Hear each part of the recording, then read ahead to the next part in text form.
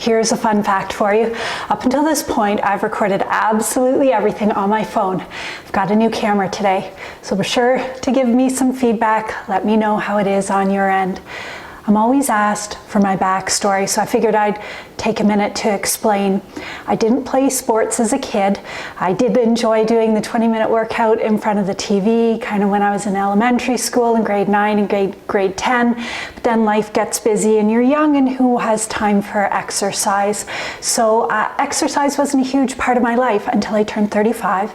I happened to have a wonderful friend at the time, Patty, who had the best muscle definition of anyone I had ever seen in real life. Her shoulders, her arms, I was so fascinated. How do you work out to look like that?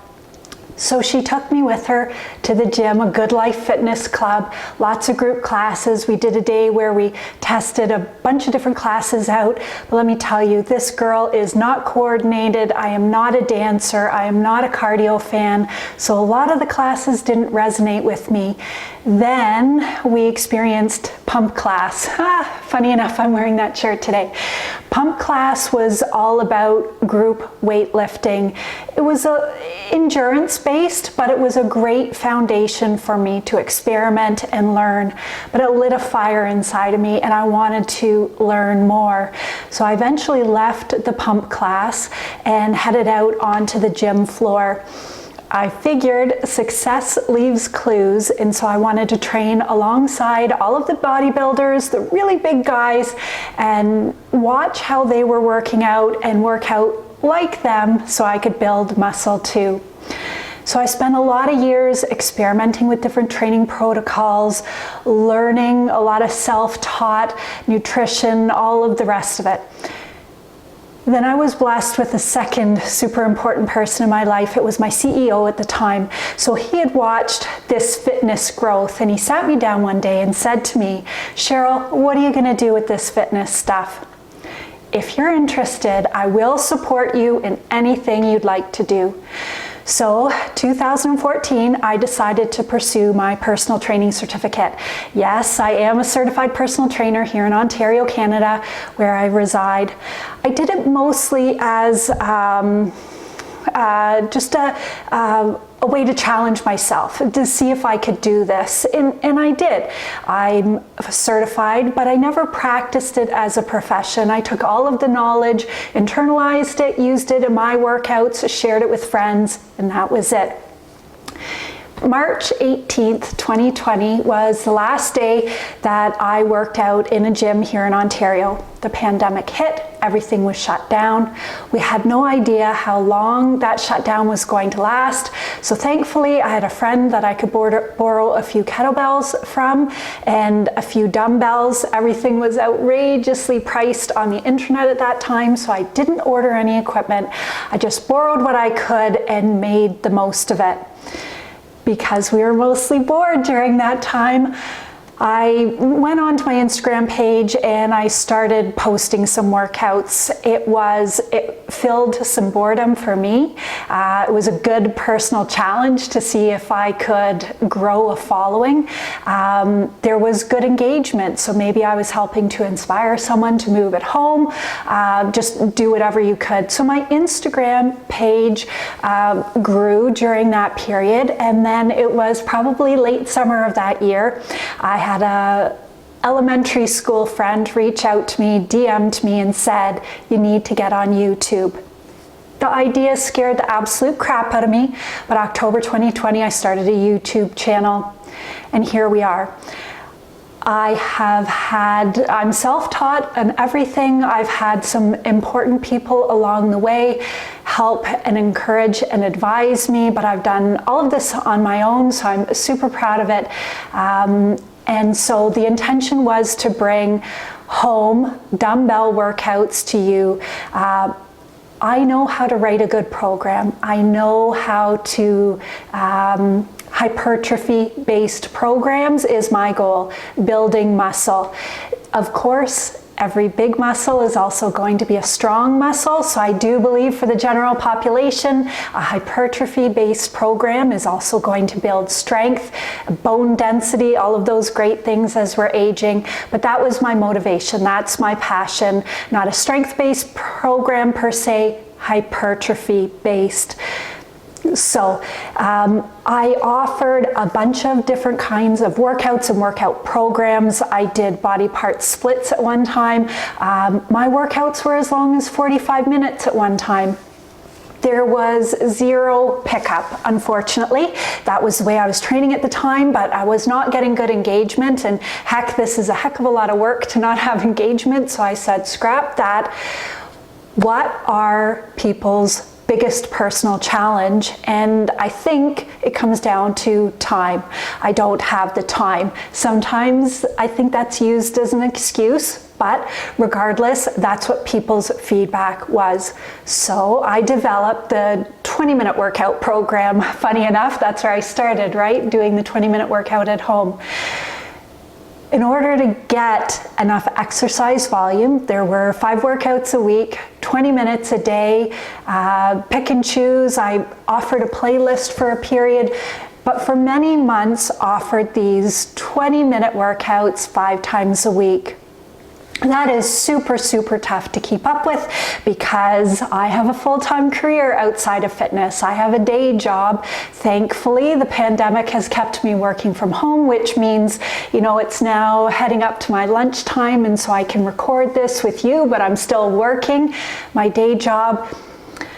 So anyways, it was super tough to keep up with all of the 20-minute workouts. So I developed a 3x30-minute program. Same great exercise volume, proven to give you muscle building results.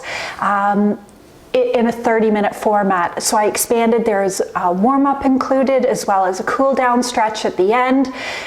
Super fast-paced, rest times not terribly long, but that's because we superset exercises to save time. So for example, when you do a leg exercise, supersetted with a shoulder exercise, your legs are resting during the shoulder exercise and then again during the timed rest.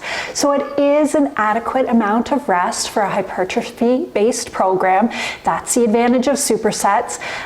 Some people will discount the program thinking 30 minutes isn't long enough. But if I took that same workout into a gym and executed it, needing to wait for equipment, talking with a friend, all of the rest of it, it would be an hour-long workout using straight sets. So don't let the 30 minutes fool you. That is how we've gotten to this point. I have not loaded a 30-minute follow-along workout in a little while. Am I going to in the future? I don't know. Again, it all comes down to engagement. I have a fabulous full-time career that pays my bills, but I also have a supportive family, so I'm dabbling. And right now, it's more workouts is totally dependent upon the following and usage of the workouts that I share. Because I don't outsource anything, I'm either doing a voiceover, I'm wearing a microphone, I'm doing the editing, I'm creating thumbnails. There is just so many pieces to it, and that's not even the tech side. Then I need to work on having a workout video be discovered. So, am I going to post more 30-minute workouts? That's up to you. I can see from my analytics what people are watching, how much they're watching, so I know exactly what people are doing. If there's a push for better engagement on the full-length follow-along workouts, then I'll absolutely bring more. So that's my backstory. If you have questions, leave them in the comments. I'm getting a lot of questions across all of my platforms, including Instagram, which is cheryl.c.coulombe. You can find me there. It's really tough to answer the same questions all the time, and I can't DM because honestly there's just too many messages that come in. So I figured I'd write down some of the common themes, what are people wondering, and I'd talk through them here with you now. The first is, why bare feet? Strong feet increase your balance and stability. The best way to build strong feet is to go in bare feet. Imagine this, if you were to stand without any shoes or socks on the hardwood floor, how stable are you? Pretty stable. If I slid a pillow in between those bare feet and that hardwood floor, are you more or less stable? I'm gonna say less stable. Most modern shoes provide too much cushioning. Your feet are constantly making micro adjustments as your body moves to increase stability. When you can't feel the ground, you can't make those adjustments as effectively, in my opinion. Are there lots of bare feet style shoes now available? Sure. It's not what I choose. I choose to go bare feet. There is some risk, not gonna lie. But let's be honest, if you drop a dumbbell on your foot wearing a shoe, how much is that shoe realistically going to protect you? So, in all of these Q&As, I am not telling you what to do. I am just sharing what I do, what my personal opinions and preferences are, and take from it what you wish. Muscle soreness. I still get muscle soreness, yes. I've been lifting weights now for 15 years. Muscle soreness is not a good indicator of a great workout, but it does happen. It's not a bad thing. Can you work out with muscle soreness? Absolutely. I'm gonna hit some back and biceps when I'm done here. My chest and triceps are super sore. Sorry, let me take that back. They are sore. A little sore means, yes, you can work out. Too sore means no weights. But no weights doesn't mean sitting on the couch. Active recovery is the very best thing you can do for muscle soreness. When you move, it increases your blood flow, delivering oxygen and nutrients to those damaged muscles, which will help to speed recovery.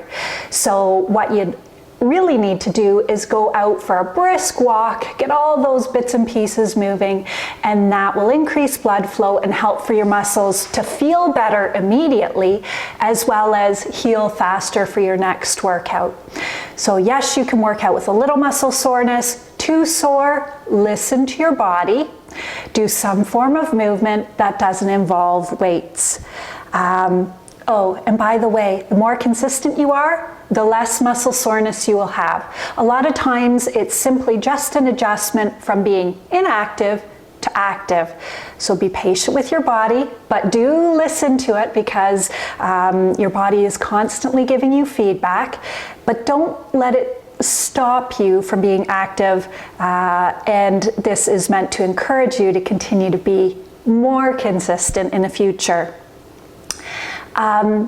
This is another one that comes up often.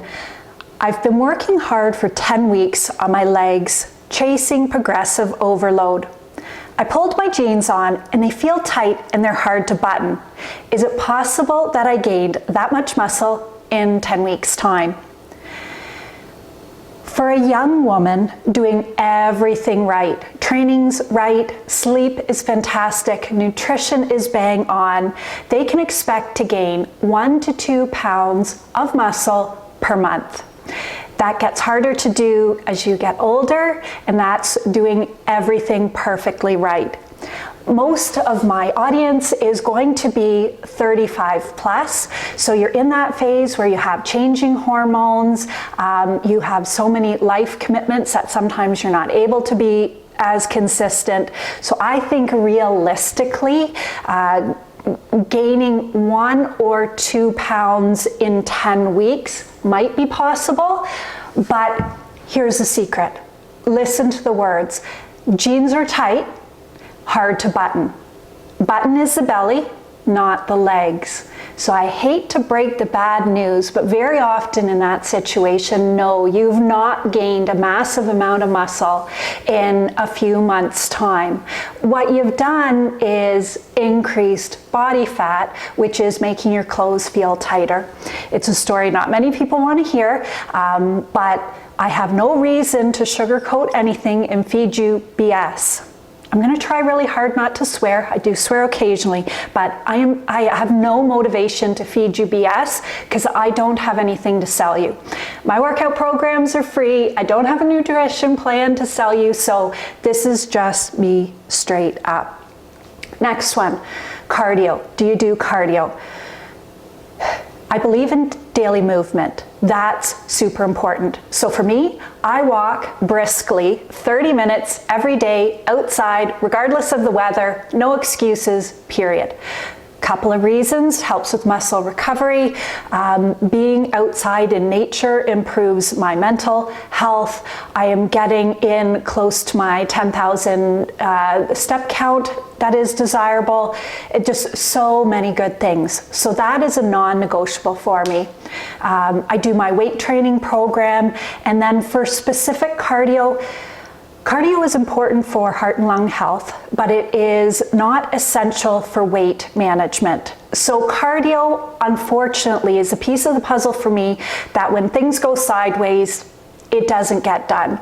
Not a good thing, but I've done my 30-minute brisk walk every day, non-negotiable, and I'm getting in my weights, which elevates my heart rate. I'm sweating, I'm breathing heavy. So in my opinion, if I don't hit my cardio for the week, that's the piece that I can live without. When I do cardio though, because I don't enjoy it, I do short and intense. I have a rower in my garage. I go out there, I'll row for 5 minutes, steady state to warm up. Then I will do intervals. And it varies somewhere between 15 to 30 seconds, all out max effort on the most difficult setting. And then I do a steady state row. So I'm not stopping, but now I'm doing a slow row just to catch my breath, try and recover. And I do that for 45 to 60 seconds. Then I do an intense interval again, and I just repeat that over time. Some days it's for a total of 12 minutes. You need to understand this is not for a long amount of time. And if you can do this true HIIT style cardio for a long period of time, you're not doing max out effort, because you do have a maximum capacity where you will get to a point where you're just, that intense period is not as hard and as fast as when you started your session. And so at that point, I stop. My goal is to work super intensely for my cardio while I'm doing it, and when I no longer have a great output, I do a 5-minute steady state cool down row and call it a day. So sometimes, let's remember, there's 5-minute warm up, 5-minute cool down. I'm just doing a couple minutes of intervals. On a day where I'm feeling great, I'm super recovered, high energy, good timing, the gods are aligned and everything's working for me, I might be out there for 20, 25 minutes. So it's day dependent. People get really caught up in this absolute prescription for a certain way to do things. And I don't live like that. I do my very best with what is available to me that day, and I move on. So again, just to clarify a couple of details for people who are wondering, I turned 50 in April. So yes, I'm 50 years old. I'm in perimenopause, just in case anyone thought I might not be.